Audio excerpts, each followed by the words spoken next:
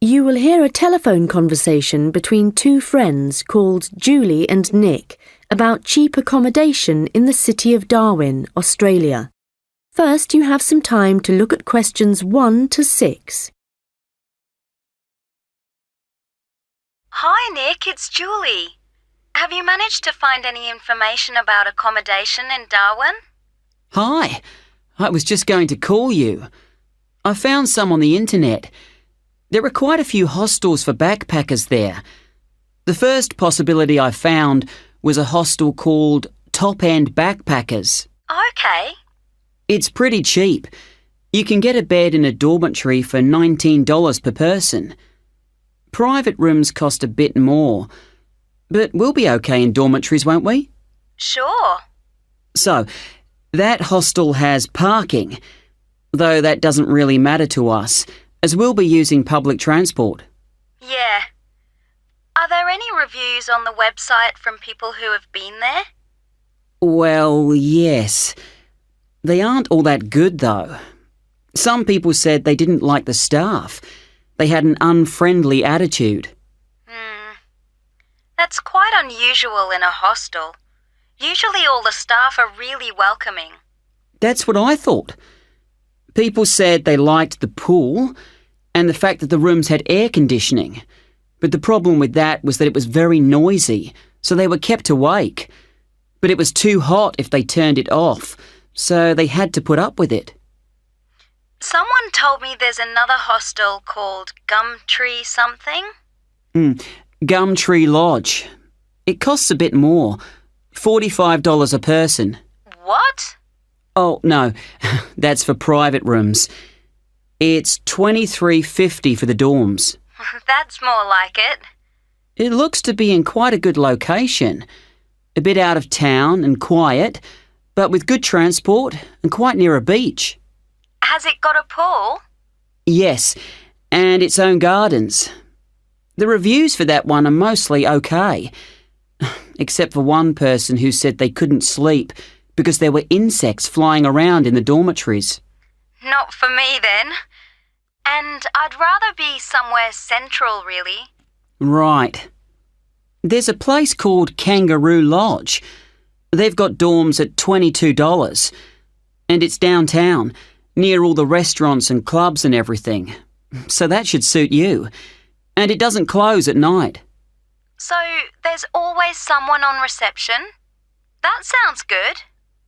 The only criticism I saw was that the rooms were a bit messy and untidy because people just left their clothes and stuff all over the beds and the floor. Don't hostels usually have lockers in the bedrooms where you can leave your stuff? Yeah, they do usually, but apparently they don't here. Still, hostels are never particularly tidy places, so that doesn't bother me. And the same person said that the standard of cleanliness was pretty good, and especially the bathrooms. They were excellent as far as that went. Right. Yeah, I reckon Kangaroo Lodge sounds the best. Me too. Quite a lot of people reviewing it said it was really fun there. Like every night everyone staying there got together and ended up having a party. So it sounds like it's got a really good atmosphere. Okay, let's go for that one. Before you hear the rest of the conversation, you will have some time to look at the questions 7 to 10. Now listen and answer questions 7 to 10. Did you get the address of Kangaroo Lodge? Yes, it's on Shadforth Lane. Can you spell that? Shadforth.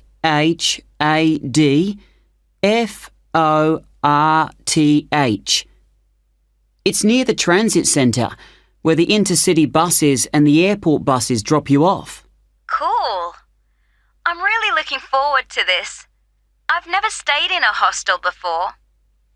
Do they provide bed linen, sheets and things? Yeah. And you can usually either bring your own towel or hire one there. But they don't usually provide those for free. Okay. And what happens about meals? Well, you don't have to pay extra for breakfast. It varies a lot in different places, but generally it's okay. And there's usually a cafe where you can buy a snack or a hot meal for lunch. But actually, if you're really travelling on the cheap, usually for every 5 or 6 rooms, there's a kitchen where you can knock up a snack. And that saves a lot of money. Great. Right, well, shall I go ahead and book that? That is the end of section 1. You now have half a minute to check your answers. Now turn to section 2. You will hear a guide at an outdoor sculpture park talking to a group of visitors. First, you have some time to look at questions 11 to 16. Hello everyone and welcome to the Anglia Sculpture Park. Right, well, the idea behind the sculpture park is that it's a place where works of art, such as large sculptures and carvings, can be displayed out of doors in a natural setting. As you'll have noticed when you drove here, most of the land around the park is farmland. The park itself belonged to a family called the De Quinces, who had made a lot of money from manufacturing farm machinery and who also owned substantial stretches of forest land to the north of the park. They built a house in the centre of the park, not far from where we're standing now, but this burnt down in 1980 and the De Quinces then sold the land.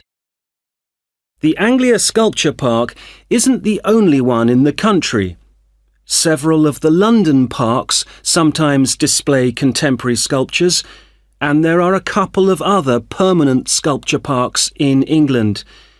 But we're unique in that some of our sculptures were actually created for the sites they occupy here, and we also show sculptures by a wider range of artists than anywhere else in the country. For example, at present we have an exhibition by Joe Tremaine of what he calls burnt sculptures. These are wood and stone sculptures that he's carved and marked with fire to illustrate the ferocity and intensity of the forces that have shaped our planet over millions of years.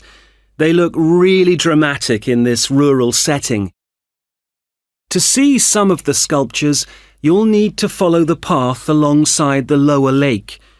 We had to renovate this after the lake overflowed its banks a couple of months ago and flooded the area. The water level's back to normal now, and you shouldn't have any trouble. The path's very level underfoot. You should be back at the visitor centre at about 4 o'clock. If you have time, it's worth taking a look at the centre itself. It's not possible to go upstairs at present, as builders are working there adding another floor, but the rest's well worth seeing. The architect was Guy King. He was actually born in this part of England, but he recently designed a museum in Canada that won a prize for innovation in public buildings. If you want to get something to eat when you get back, like a snack or a sandwich, the terrace room is currently closed, but you can go to the kiosk and buy something, then sit on one of the chairs overlooking the lower lake and enjoy the view as you're eating. Before you hear the rest of the conversation, you will have some time to look at the questions 17 to 20. Now listen and answer questions 17 to 20. Now, let me just tell you a bit about what you can see in the sculpture park. If you look at your map, you'll see the visitor centre, where we are now, at the bottom, just by the entrance. Since we only have an hour, you might not be able to get right around the park, but you can choose to visit some of the highlights. You might like to take a look at the Joe Tremaine sculptures, which are displayed on this side of the upper lake, just behind the education centre and near the bridge. They're really impressive, but please remember not to let your children climb on them. One of our most popular exhibitions is the Giorgio Catalucci bird sculptures. They're just across the bridge on the north side of the lower lake. I love the way they're scattered around in the long grass beside the lake, looking as if they're just about to take to their wings. You could also go to the garden gallery. It's on this side of the upper lake. From the visitor centre, you go to the education centre, then keep on along the path and you'll see it on your right. There's an exhibition of animal carvings there which is well worth a look. We also have the Longhouse. That's quite a walk. From here, you go to the bridge and then turn left on the other side. Soon you'll see a winding pathway going up towards the northern boundary of the park. Go up there and you'll find it at the top. They have some abstract metal sculptures that are well worth seeing if you have time. OK, well, now, if you... That is the end of section 2. You now have half a minute to check your answers. You will hear a first-year marketing student called Leo talking to a second-year student called Anna about his marketing report. First, you have some time to look at questions 21 to 26. Anna, I wanted to ask you about my marketing report. I'm not sure about it. That's okay, Leo. So what do you have to do? Choose a product or service, then compare two organisations that produce it. I'm doing instant coffee. But haven't you got a weekend job in a clothing store? Why didn't you choose clothing? That was my first thought, because I thought it'd give me some practical examples. But when I searched for men's clothing on the internet, there were hardly any articles. So then I looked for coffee, and I found there were tons. Yeah, there are so many brands on the market now. OK, so how much have you actually written? I've done part 1 on economic and technological factors. I found some good data on technological changes, how in Australia fewer people are buying instant coffee because of cheap coffee percolators that they can use to make real coffee at home. But there's also a movement away from drinking coffee. Switching to things like herbal teas instead because they think it's healthier. But that's not really to do with technology. It's more cultural. Anyway, for part 2, I'm comparing two instant coffee companies, Coffee Now and Schaffers. And I've made this table of products. Right. Let's see. So you've got the brand names and prices and selling size and descriptions. OK, the table looks good. You'll get marks for research there. Where will it go? In the section on the marketing mix, under product. Not in the appendix? No. OK, but it's too factual on its own. You need to add some comment in that section about the implications of the figures. Right, I'll do that. Now, I want to say that I think that Schaffers is more of a follower than a leader in the coffee industry. Now, I'm putting that in the section on market share. Does that seem okay? Let's see. So, you've begun by explaining what market share is, that's important. But you've got to be careful how you give that opinion. Do you think it should go in another section? Well, it's fine where it is, but you've got to back it up with some data, or they'll say your report lacks weight. OK. One thing I'm worried about is finding anything original to say. Well, since this is your first marketing report, you're not expected to go out and do interviews and things to collect your own data. You're just using published data. So the analysis you do might not throw up anything that people didn't know before. But the focus is more on how you handle the data. I mean, You might take something like a graph of sales directly from a website, but what makes your work original is the perspective you provide by your interpretation of it. Oh. You know, it's all so different from business studies assignments at school. It's really surprised me. What? How much research you have to do? I expected that. It's more, I knew exactly what I had to do to get a good grade at school. And I knew I'd be expected to go more deeply into things here. But I haven't got information on how the lecturer is going to grade my work, what he's looking for. Now listen and answer questions 27 to 30. Well, one thing you have to remember is that in a marketing report, you've got to have what they call an executive summary at the beginning. I forgot that and I got marked down. Yeah, I've drafted it. I've got an overview. Have you got something about the background there? Yeah. Good. So, I've just made a summary of the main points. I wasn't sure whether or not I should have my aims there. No, that's too personal. The executive summary is just like what a manager would read to get a general idea of your report if he was in a hurry. Right. Then I'm okay for the first main part, all of the macro environment stuff. But it's when I get onto the problems section, I've listed all the problems that Coffee Now and Schaffers are facing. But then what? Well, you have to prioritise. So indicate the main problems, and then you analyse each one by connecting it with a theory. That's where your reading comes in. Okay. Have you done your implementation section yet? I've thought about it. So that's where I write about what could be done about the problems. Yes. And it's got to be practical, so don't forget to specify things like who would be involved, and the cost, and the order that things would be done in. Right. Well, that shouldn't take long. You'd be surprised. Actually, that's the bit that tends to get badly done because people run out of time. That and the conclusion. Oh, any hints for that? Well, it's got to draw out the main points from your report. So it's got to be quite general. You need to avoid introducing new stuff here. It's got to sum up what you've said earlier. Okay. Thanks, Anna.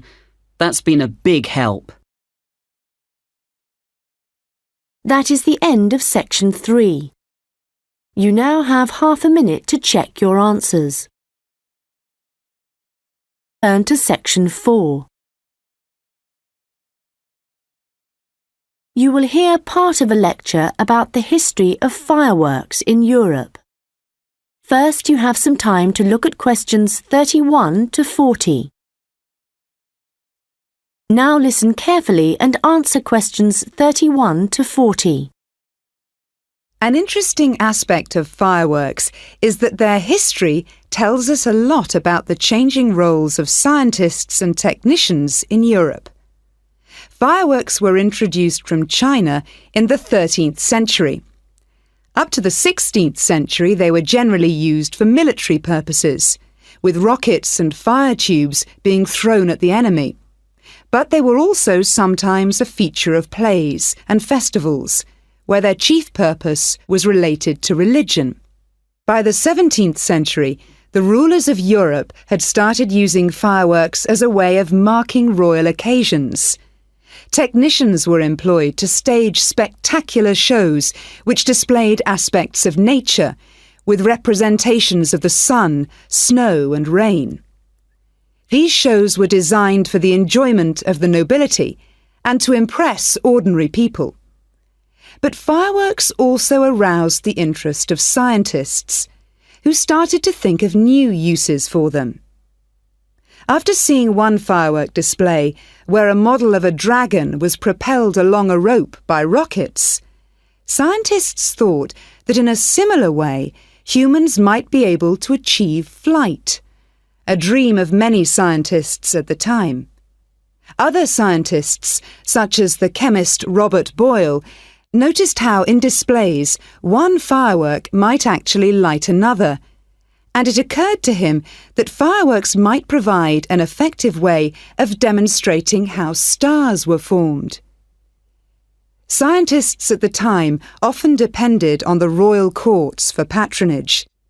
But there was considerable variation in the relationships between the courts and scientists in different countries. This was reflected in attitudes towards fireworks and the purposes for which they were used. In London, in the middle of the 17th century, there was general distrust of fireworks among scientists. However, later in the century, scientists and technicians started to look at the practical purposes for which fireworks might be employed, such as using rockets to help sailors establish their position at sea. It was a different story in Russia, where the St. Petersburg Academy of Science played a key role in creating fireworks displays for the court. Here, those in power regarded fireworks as being an important element in the education of the masses, and the displays often included a scientific message. Members of the Academy hoped that this might encourage the royal family to keep the Academy open at a time when many in the government were considering closing it. In Paris, the situation was different again. The Paris Academy of Sciences played no role in staging fireworks displays. Instead, the task fell to members of the Royal Academy of Painting and Sculpture. As in Russia, the work of the technicians who created the fireworks was given little attention. Instead, the fireworks and the spectacle they created were all designed to encourage the public to believe in the supreme authority of the king. However, science was also enormously popular among the French nobility, and fashionable society flocked to demonstrations such as Nicolas Lemery's display representing an erupting volcano. The purpose of scientists was basically to offer entertainment to fashionable society, and academicians delighted in amazing audiences with demonstrations of the universal laws of nature.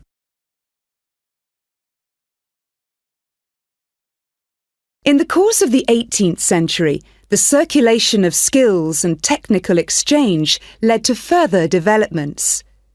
Fireworks specialists from Italy began to travel around Europe, staging displays for many of the European courts.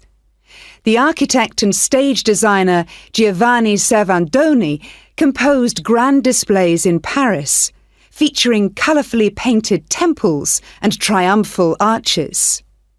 A fireworks display staged by Servandoni would be structured in the same way as an opera, and was even divided into separate acts. Italian fireworks specialists were also invited to perform in London, St. Petersburg, and Moscow. As these specialists circulated around Europe, they sought to exploit the appeal of fireworks for a wider audience, including the growing middle classes. As in the previous century, fireworks provided resources for demonstrating scientific laws and theories, as well as new discoveries, and displays now showed a fascinated public the curious phenomenon of electricity. By the mid-18th century, fireworks were being sold for private consumption. So the history of fireworks shows us the diverse relationships which existed between scientists, technicians, and the rest of society.